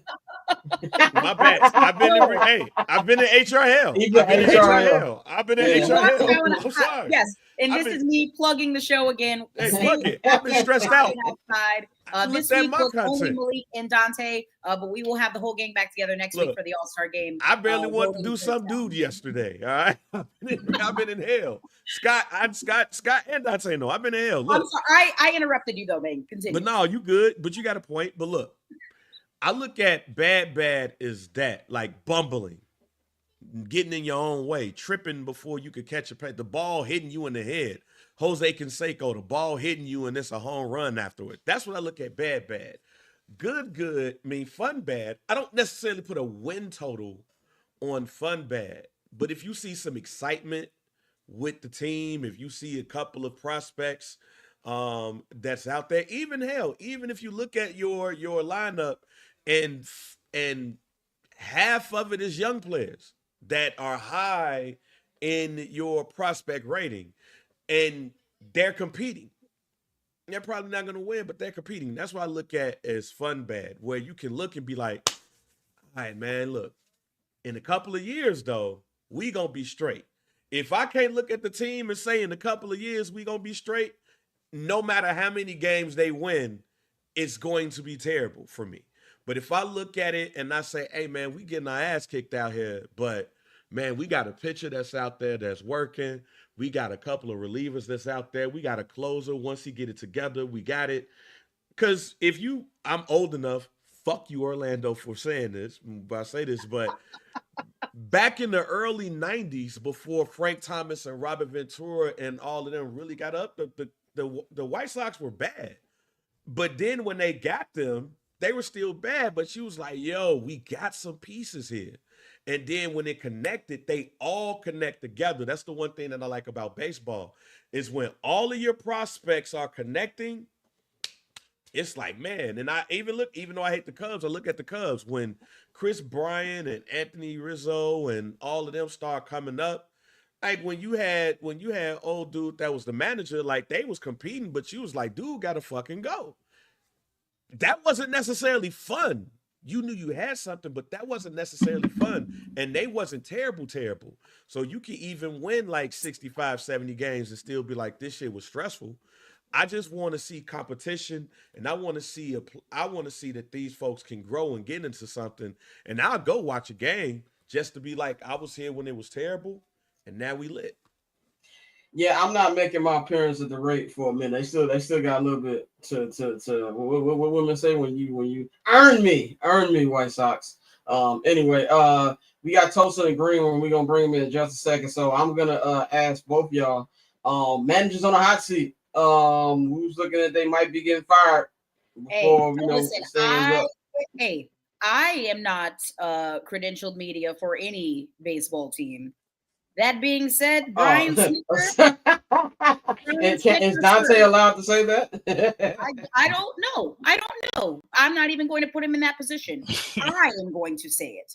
I am going to say that if I'm keeping it a buck, it should be a manager and a GM on that hot seat. Now, listen, I know Alex Anthopoulos could probably murder someone in Atlanta and get away with it just based off the strength of the Ronald Acuna Jr. deal alone. But that being said, I do think that locking in groups of players to extensions, maybe one might argue a little bit earlier than you should have, and letting other players walk. Freddie Freeman, replaced him with Matt Olson. You let Max Fried go, who's now a fucking star in New York. You let a lot of guys go. You make some borderline questionable extensions. Ozzy Albies is not performing well. Again, I know with managers, it's very different. Brian Snitker has been with the Braves organization for like fucking 40, 50, 60 years, whatever. It's something crazy. So I understand that he's due a certain amount of respect. I don't know if reassigning your third base coach, now mind you, maybe he's just a little green. He wasn't ready yet. I don't know if reassigning your third base coach in the middle of the season is a cure-all. I mean, the fact of the matter is the team is like 11 games down. There doesn't really seem to be 11, or actually, how many games back are the Braves right now of the East? That being said, yeah, 14. they both got 14. Yeah, Pardon me, I was giving them way more credit. Yeah.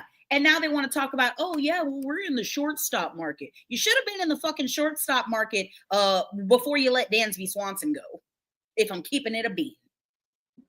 I think you're 100% correct on that. Dante, you want to close us out on this? Oh yes, as you know, as far as the Braves, me no hablo, but I think we got to be very careful in Major League Baseball. Please approve us for the All-Star games. We are safe Negroes. Please. 100%. Yeah, but no, I think that is probably the biggest name right now. With the Rangers, it's not the only name. Yeah, it's not the only name. Me and Malik talked about this. I think Bochy, because he's won the World Series more recently, although it's only 2 years. These are two teams that are very similar, but it's a situation where I think Bochy may be allowed to leave on his own accord because he brought them to the World Series. They literally hired him to take that team to the World Series, and he went and won it. So I think he has more leeway than everybody else. But I think that is definitely another guy who's probably on a hot seat simply because you have a lot of money invested into that team. And at the end of the day, when you have, similar to the Braves again, when you have so many players who are locked into their positions, the most logical thing to do in some cases is just, okay, we're going to get a new voice in here and see if we can spark something, because it's not necessarily the talent thing.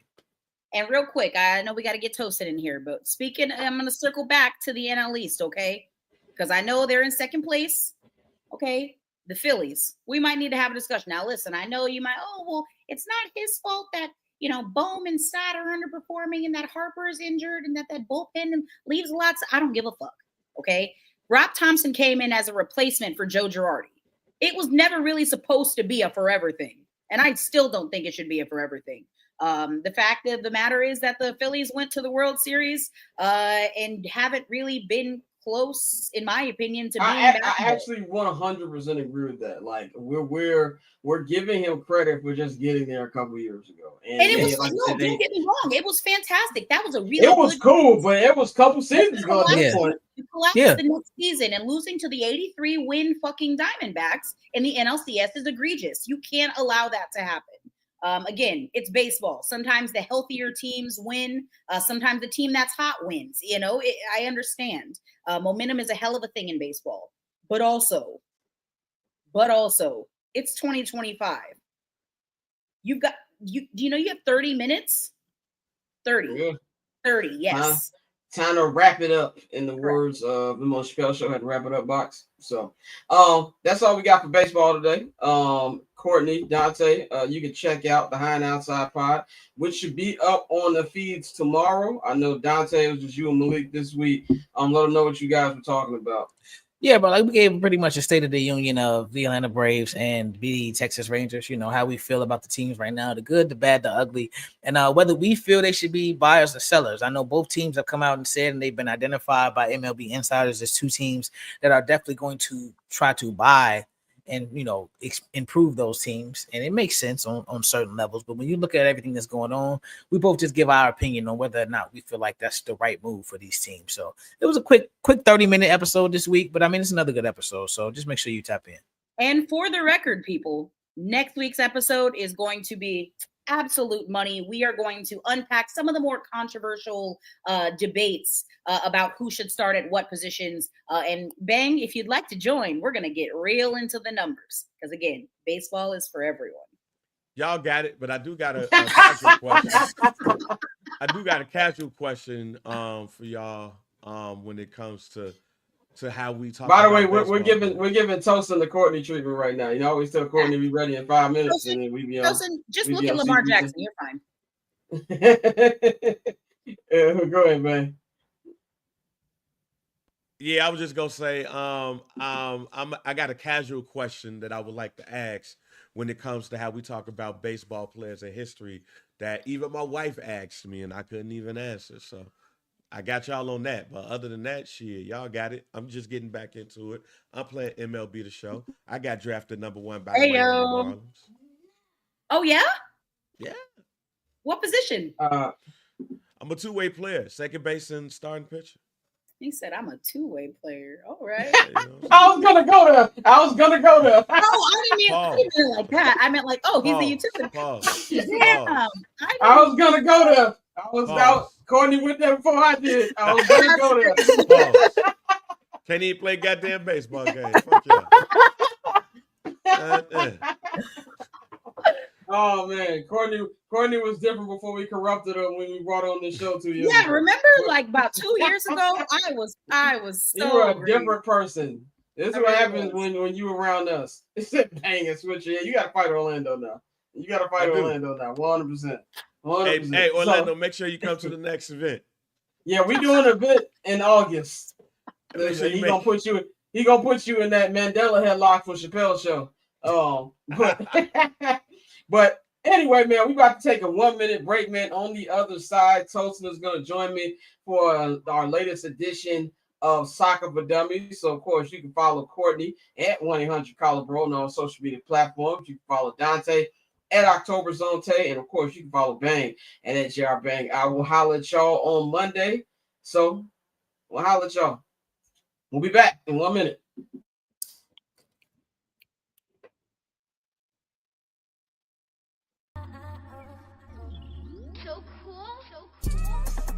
Triple-double hat trick, I know the code too. Ice trade, go for trade, yeah, we code too. Getting paper on display, haters old news. Money on the other line, so I'm not gonna hold you. Money on the other line, so I'm not gonna hold you. Money on the other line, so I'm not gonna hold you. Money on the other line, so I'm not gonna. And we back, man, and welcome.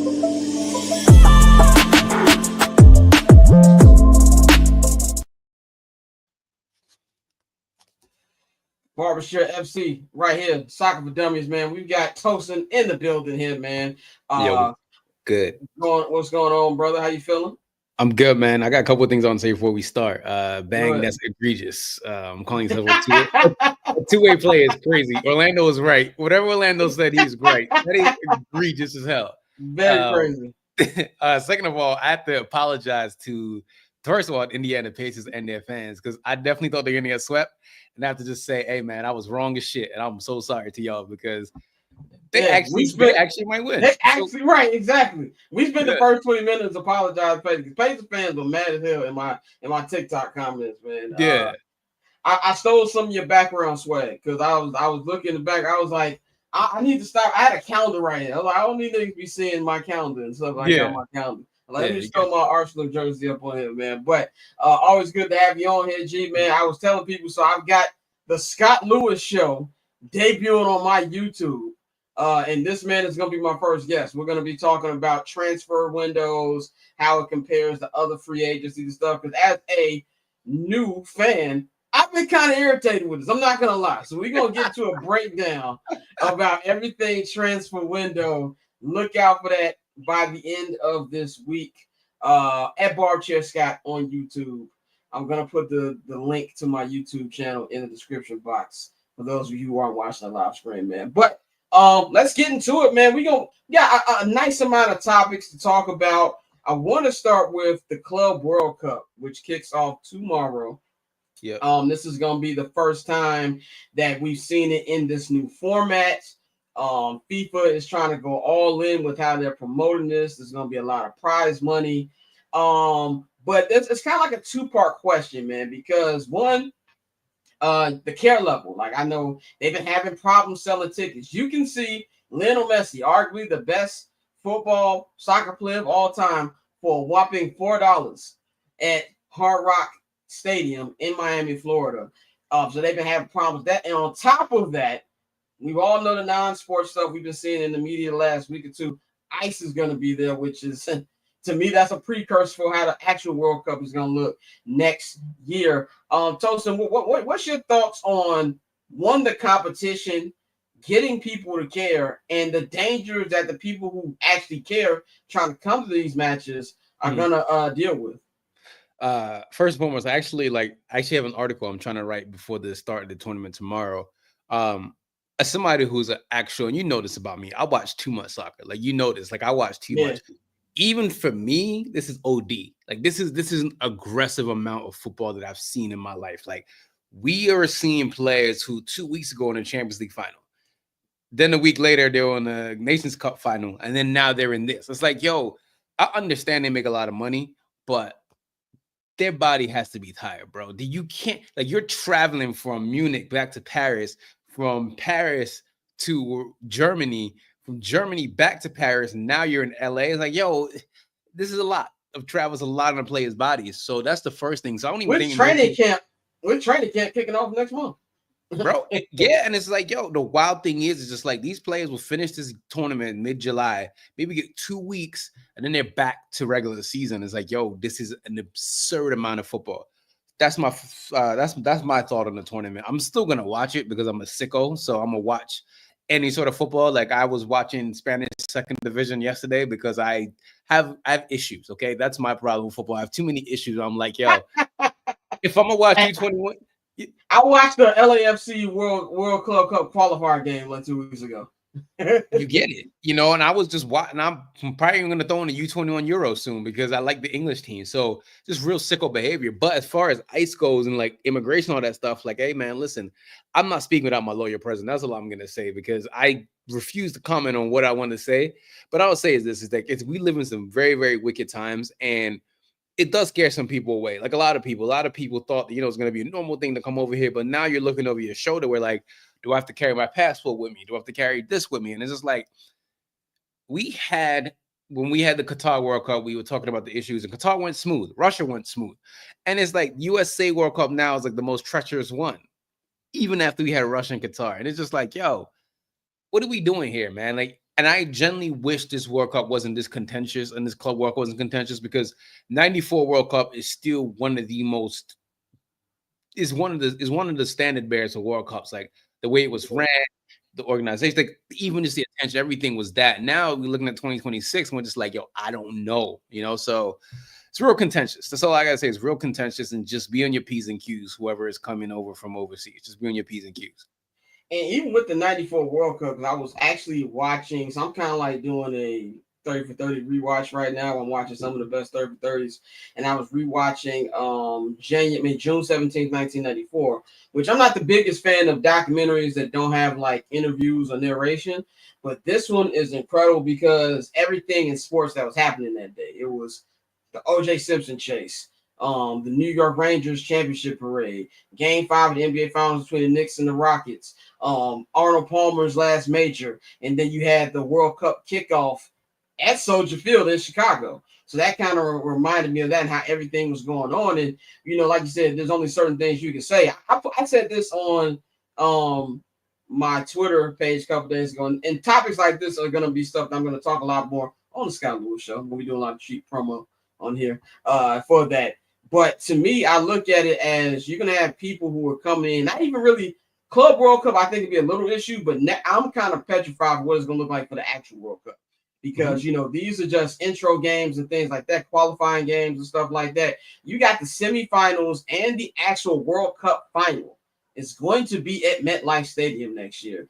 And that's what I'm worried about for that, for people who are just trying to support their teams. And the World Cup, even before I watch this sport, I know that's like 10 Super Bowls in one, just how many people watch it. You know what I'm saying? And that's something that I will be a little concerned about. And I just hope people stay safe when they go see these games, man. But yeah, and it's expanded too. There's 48 teams in 3 different countries, and it's just like, yo, there's gonna be a lot of teams who might not be on the, you know, who might be on a travel ban list. You know, you got Uzbekistan coming, and you got all these random countries that you might not know if their people are good to come over. You know, you got all these people excited because this is the World Cup. You know, we say like, oh, NBA champions are world champions. Like, I get that, but at the same time, this is legit. The whole entire world coming to the North America. You know, coming to Mexico, coming to America, coming to Canada. You know, so yes, it's sticky, man. It's very, very sticky.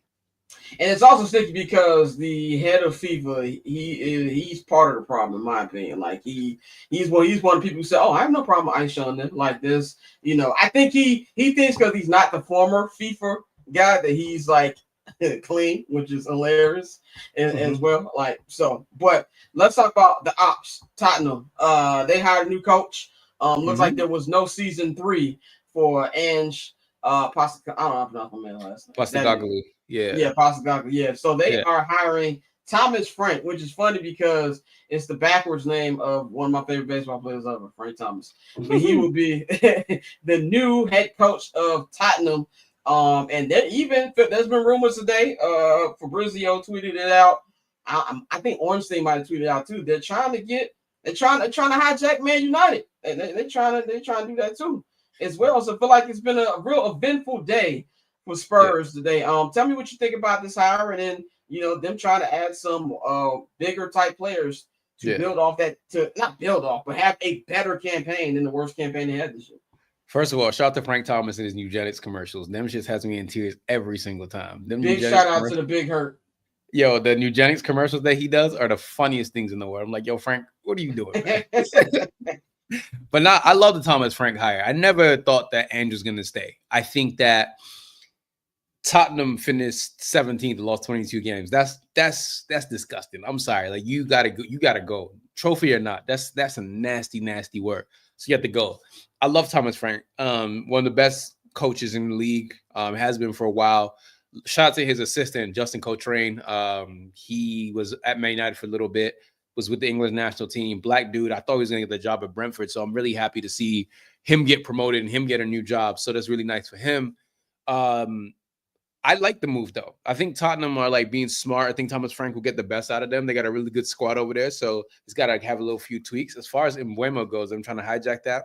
That ain't going to happen, man. Like, and if it does, then hey, oh well. But I don't think that's going to happen. I think that Man United right now are targeting players who actually want to come to Manchester United. Like, if you look at Mateus Cunha, he's a United fan growing up, and Mbeumo was a United fan growing up. So there's still a little bit of that we were Man United juice that we're trying to get the last squeeze out of it, because these newer generation of kids, they don't know Man United. They all know Man United for being terrible. We're getting the last generation of players who saw a good Man United. So I think Mbeumo is going to join United, and then we'll see what happens with the rest.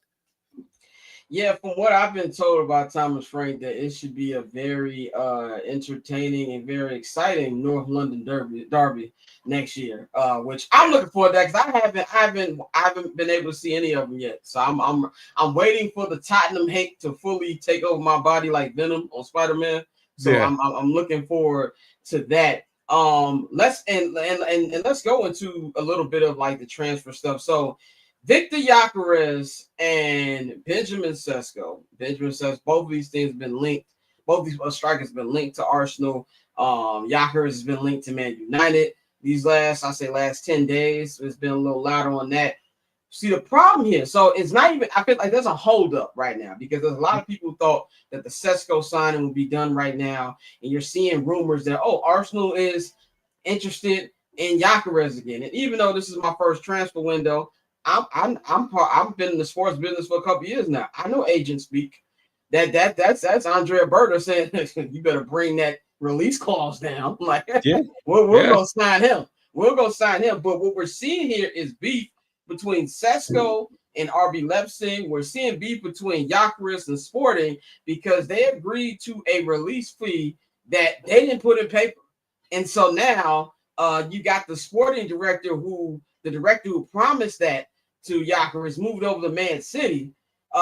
He's like, you had 100 goals in 2 years. Y'all gonna have to pay me. And you're seeing the same thing with Benjamin Sesko with, we see Leipzig trying to act like they playing hardball. No, Ornstein said on his podcast this week that Arsenal knows that they need to get rid of him right away because they're trying to bring in a new head coach. They're trying to add more stuff, but they're trying to play hardball in the extra $10 million.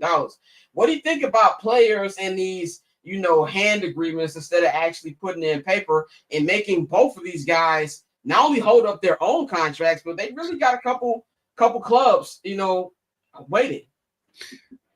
The biggest thing you learn working in corporate is to always have everything in writing. And it goes for everything in life. So I don't feel sorry for him. Always get everything in writing. I don't care what you're doing. Get that shit in writing. Get it in blood if you can. Get it in blood writing too, because they're going to screw you over, right? Everyone's trying to get the best deal for themselves, So that's why, rest his soul, Mino Raiola, who was Pogba's agent and Zlatan's agent, I love Mino because Mino would die for his clients. Mino did not give a damn. Balotelli, Zlatan, Pogba, all the guys that he represented, he doesn't care. Like, he's going to go to war for them. So bad agents can ruin your life in any sport. As we know, we've seen this throughout NFL, NBA, hockey. We've seen bad coaches, bad agents ruin everything. So that's my biggest thing is it's like, y'all should have got it in writing. Like, now these teams are having, back and forth and having issues and whatever. And it's just like, this is what happens when your agent doesn't get things in writing.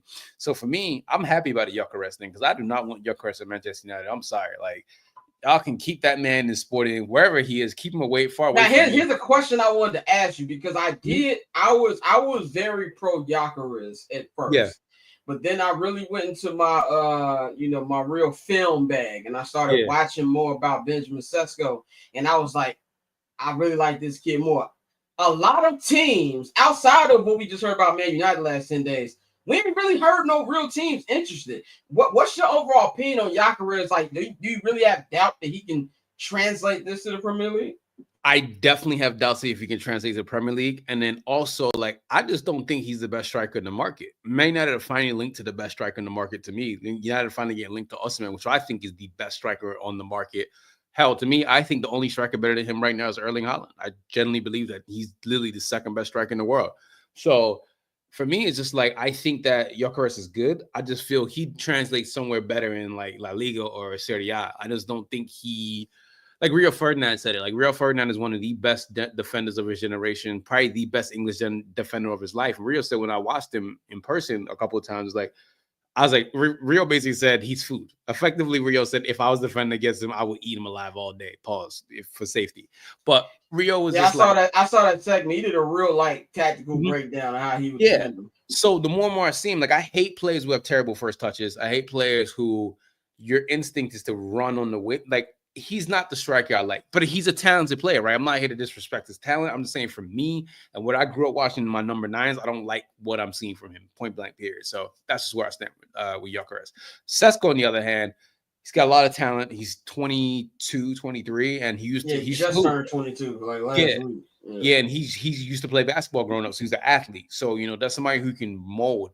Gyökeres is 27 now, so he's kind of stuck in his ways.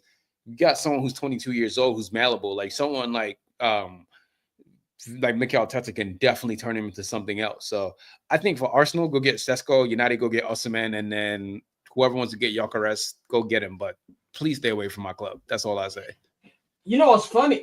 I've started to think Gyökeres don't land in the Prem. Like, there's been a little bit of Juventus has been interested because I'm not buying none of this. I think that within, I don't want to put a time on it because obviously I don't know. I'm going as I'm learning. I think that Sesko is going to be part of Arsenal by the end of the month, man. But let's close it out with this topic, man.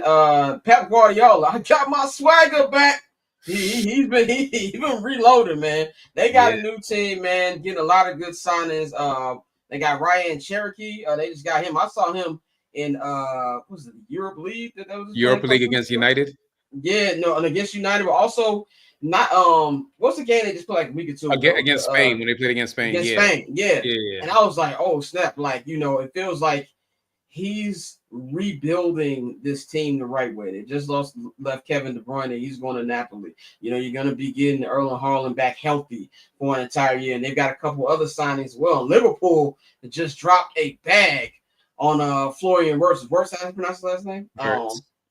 Wirtz. They just dropped a bag for him. So you're really seeing Liverpool saying, oh, we want to copy that Man City run and take what we just won and just really building the race the last couple of seasons, adding on to it. And Man City saying, okay, we're going to get back in this as well. What do you think about both of these moves? I know to get Arsenal fans sleeping bad at night. And what do you think about, how these new rosters look? I love Ryan Cherokee. I've loved him since he was linked to United when he was 16 years old. I just always felt like the guy was just a special talent. Like he just always has been. He just had to mature. I think that we were looking at this guy when he was like 18, 19, 20. And it's like, yo, he's a teenager. He's a baby. Like now he's generally become one of the best players in the world in his position. And he's only going to grow. I think that Pep is good with attackers. I don't care what anybody says about Pep not knowing how to do. Pep is one of the best coaches ever. Top 3 coach ever. One of the best to ever do it. So he's got players he can he can mend. Ryan Aït-Nouri is an amazing talent, left back. He might not be the best defender in the world, but that boy is a solid left back. Loved him as well when I was watching him in Ligue 1 at Angers. So again, I'm a sicko who watches Ligue 1, so I've seen a lot of these players. Tijani Range is another person who I love. By the way, he's named after Nigerian player Tijani Babangida. So have a soft spot for him, and it burns because it's like a lot of these City players I like them, and I can't even hate because they're generally making really good signings. It's one of those things I'm just like, but they go into the ops. Yeah, and it's like yo, like I'm sorry, I'm looking at their signings, like who they've signed besides the 3, and it's just like, yo, I'm so upset how these players that they signed. I'm just like, these are some really good players. So Rangers is going to be a really good like midfielder for them. They got a backup goalkeeper. Nobody really cares about that. But yeah, Cherokee, Rangers, and Aït-Nouri. Then you still got Omar Mamouche that they signed. They got Kushanov, who they signed in January. It's just like City have like really retooled their squad. They let KDB go. Kyle Walker, who knows where Kyle Walker is going? Probably to hell because nobody really wants him for England or nobody wants him. Nobody wants that alcoholic Jack Grealish either. They're having a hard time getting him out of there. Yeah, but City retooled, and we're gonna see how these players look in the Club World Cup with their new team. So as far as Liverpool, no, I was gonna say about as far as Liverpool goes, Florian Wirtz is an amazing signing. I mean, it's a lot of money, but scared money don't make no money. So you got the money, go for it. I have no issues with Liverpool spending the bag. Liverpool notoriously do not spend that much money, so it's good to see them actually like coming out their show. I'm like, okay, fuck it, we want this player, we're gonna get him. So good for them. And I've always been team is not my money, but I also like when champions spend money. And I feel like, when they, re-sign their cornerstones, and Salah and Van Dijk, now it's like, let's add to this, Mm-hmm. And I would say this to Arsenal fans who are nervous. And I know I'm saying this as a guy who didn't go through the pains that you guys have been through. But I do think when it comes to the panic level, these two teams, well, outside of Liverpool, But Man City is going to the Club World Cup. Chelsea's going to the Club World Cup. They're trying to shore up some things before they actually play. Let's at least give it some time. You know what I'm saying? That's all I'm saying. I know I'm talking to a brick wall because from what I know about Arsenal Twitter, they do not care.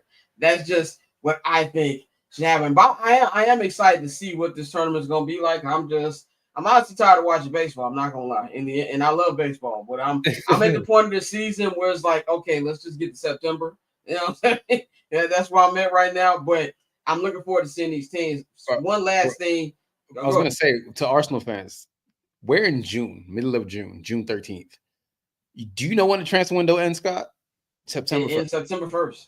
So shut the fuck up and stop crying. Like that's all I want to say. Like stop crying, man. Like y'all be out. And we also clearly know why they haven't signed a striker yet. We just talked about the holdup.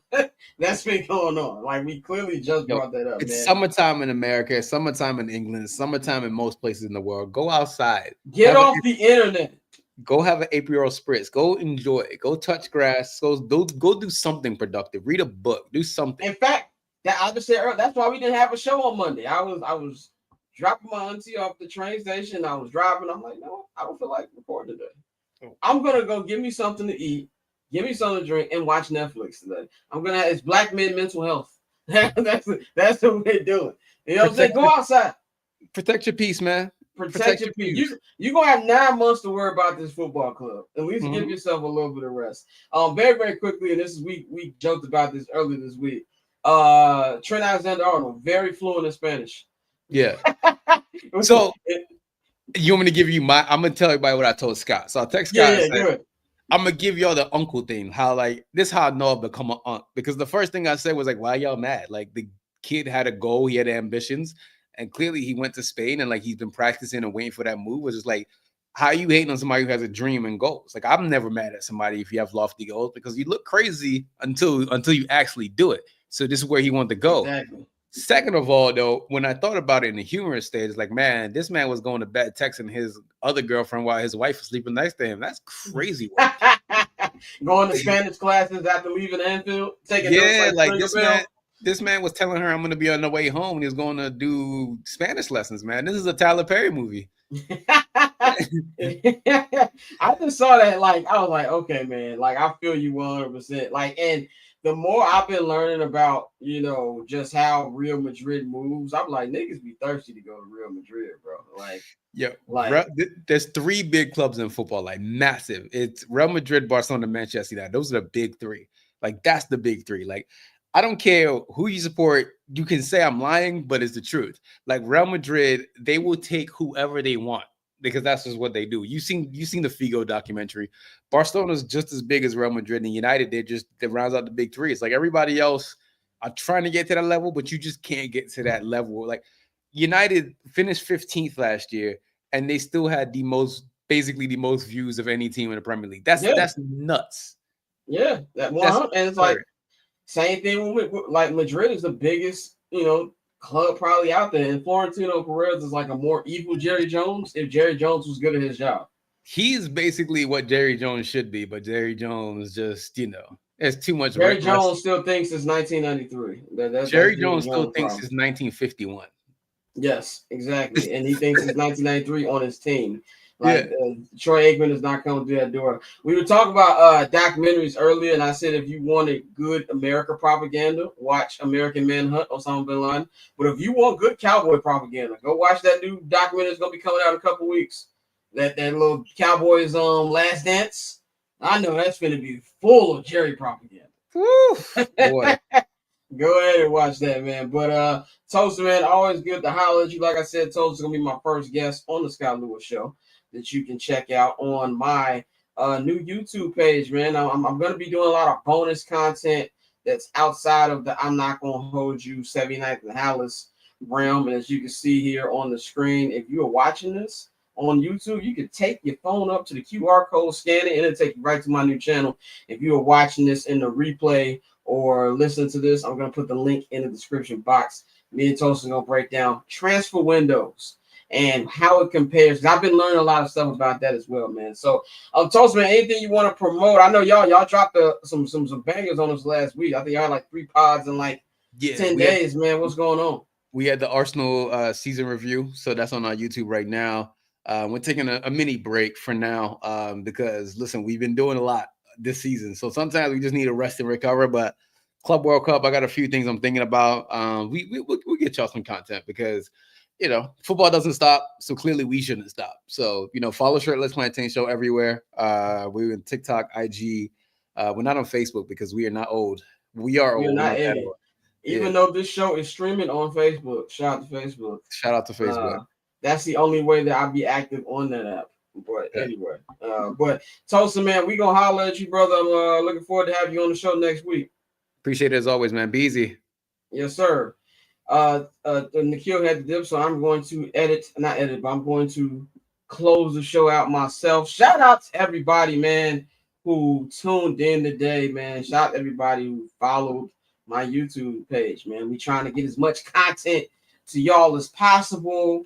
The Scott Lewis show is going to be much different, not much different, but I'm really going to talk about anything on there. Now, it's not going to be it's going to be a weekly thing. I just don't know. It's not going to be a consistent day. Like, I'm not going to hold you. It's Mondays and Fridays. Just know that there'll be at least 1 or 2 Scott Lewis show episodes dropping each week. Whatever day that is in the week, you will know ahead of time. So we're gonna be talking about everything on them, and there's really no time limit. Them shows could be 10 minutes. Episodes could be 10 minutes. Episodes could be an hour length. Like, who knows? We're gonna have interviews, everything. So once again, subscribe to my YouTube page. We're gonna be doing vlogs. I got a new little short series called Scott Reacts, where I'm gonna be reacting to everything. So tonight, expect a reaction video after game 4 of the NBA Finals, man. So shout out to everybody who watched. Appreciate y'all. Shout out to Tosin. Shout out to Courtney. Shout out to Dante. Shout out to Pav. Shout out to Bang. So yeah, man, y'all know to follow me on all social media platforms, man. That is at BarbChair Scott. That's include those platforms is Twitter/X, TikTok, Instagram, all things. Follow BarbChair at BarbChair Co. on all social media platforms. Follow our partners, HB Media, and at HB Media TV on Twitter, and at HB Media on Instagram. Follow the show. I'm not gonna hold you on Instagram as well at INGHY Show. And while you're at it, man, subscribe to our Patreon. You can see right here on the screen, patreon.com/BarbersChair Network. If you are watching this on a screen that you can scan, take your phone up to the QR code, and it will take you to all of the different tiers that we have, man. If you subscribe, you get 25% off your first order at the BarbersChair Net merchandise shop, bcnetshop.com, man. Y'all enjoy y'all weekend. Happy Father's Day to all the fathers out there. Enjoy your weekend. Club World Cup action, a lot of baseball going on, and of course, game 4 of the NBA Finals, which should be starting in about an hour and a half. So it's your boy Scott. I will holler at y'all tonight for my game 4 recap. That'll be uploaded everywhere, man. So we about it.